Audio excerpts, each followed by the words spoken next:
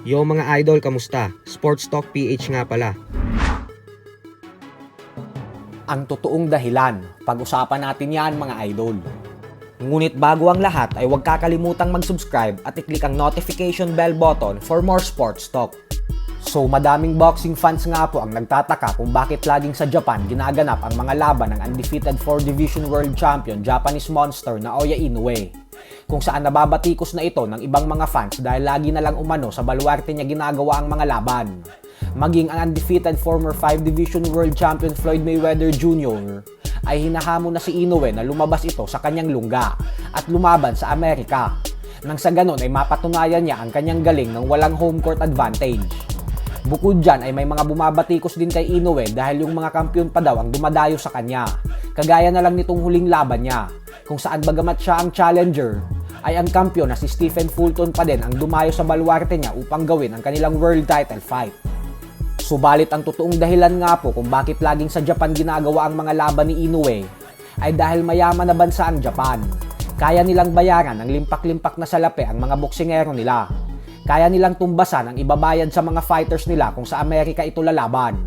Bukod sa mayaman ang bansa nila, ay sinusuportahan talaga ng kanilang mga fans ang bawat boxing event sa kanila sa pamamagitan ng pagbili ng tickets at panunood via pay-per-view.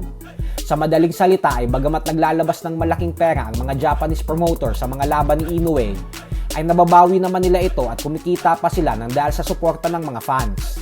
Parang katulad din sa atin pagdating sa basketball. Kinaya natin mag-host ng FIBA World Cup dahil suportado ito ng mga Pinoy fans at handa silang magbayad ng napakamahal na ticket upang mapanood ang mga games ng live. Bukod dyan ay hindi po gaanong kasikat si Inoue sa Amerika.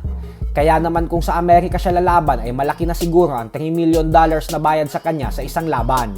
Pero kung sa Japan siya lalaban ay kaya siyang bayaran ng hanggang $5 to $10 million. Kaya mas wais talaga para sa kanya kung sa Japan lang gaganapin ang kanyang mga laban.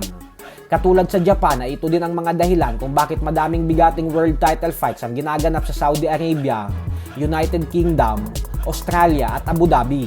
Sa dahilan na mayayaman din sila kaya kaya nilang maglabas ng malalaking halaga para mag-host ng event. Kaya nga nagawa ng Australia na padayuhin si Pacquiao noong taong 2017 sa bansa nila upang labanan si Jeff Horn.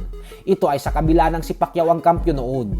At nitong nakalipas na taon lamang ay nangyari na naman ito sa undisputed title fight sa pagitan ni George Kambosos Jr. at Devin Haney na ginanap din sa Australia.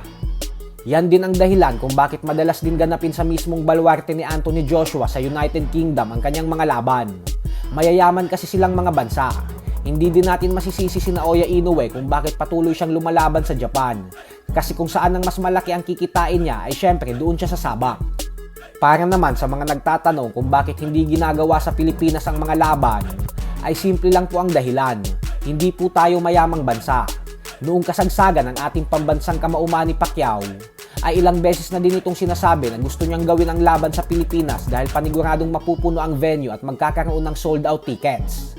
Subalit mismo ang top-rank promoter Bob Arum na po ang nagsabi na ayaw niyang gawin ang laban ni Pacquiao sa Pilipinas dahil malulugi daw sila.